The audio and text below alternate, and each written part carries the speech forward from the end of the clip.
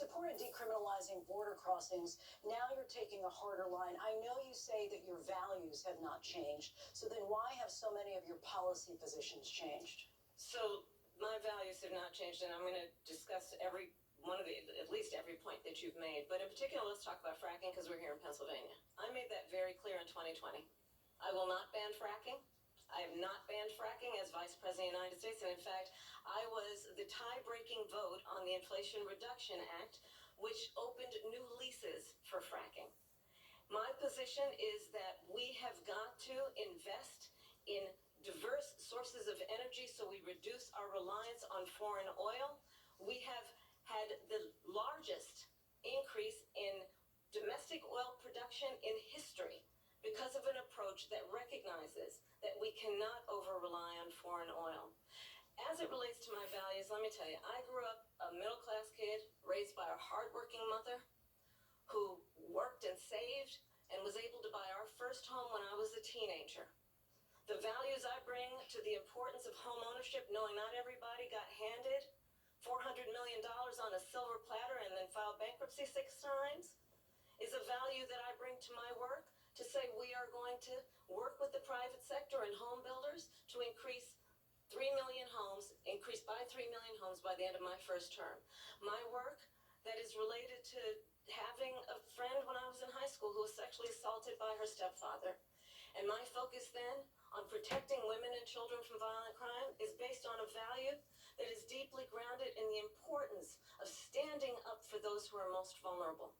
My work that is about protecting Social Security and Medicare is based on long-standing work that I have done, protecting seniors from scams. My values have not changed. And what is important is that there is a president who actually brings values and a perspective that is about lifting people up and not beating people down and name-calling. The true measure of the leader is the leader who actually understands the strength is not in beating people down, it's in lifting people up. I intend to be that president. President Trump, your First of all, I wasn't given $400 million. I wish I was. My father was a Brooklyn builder, Brooklyn, Queens, and a great father, and I learned a lot from him. But I was given a fraction of that, a tiny fraction, and I built it into many, many billions of dollars, many, many billions.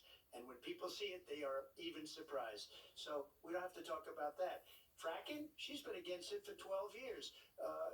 Defund the police, she's been against that forever. She gave all that stuff up very wrongly, very horribly, and everybody's laughing at it, okay? They're all laughing at it. She gave up at least 12 and probably 14 or 15 different policies. Like, she was big on defund the police. In Minnesota, she went out, wait a minute, I'm talking now, if you don't mind, please.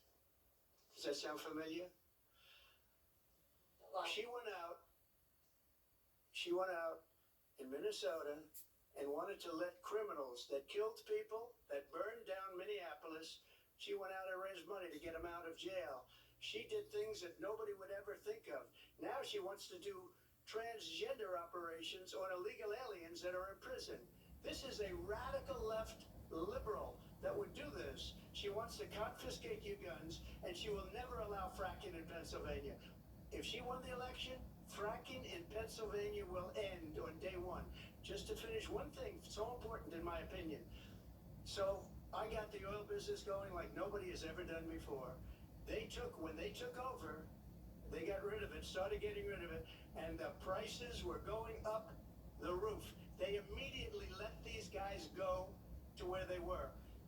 I would have been 5 times, 4 times, 5 times higher, because you're talking about 3.5 years ago.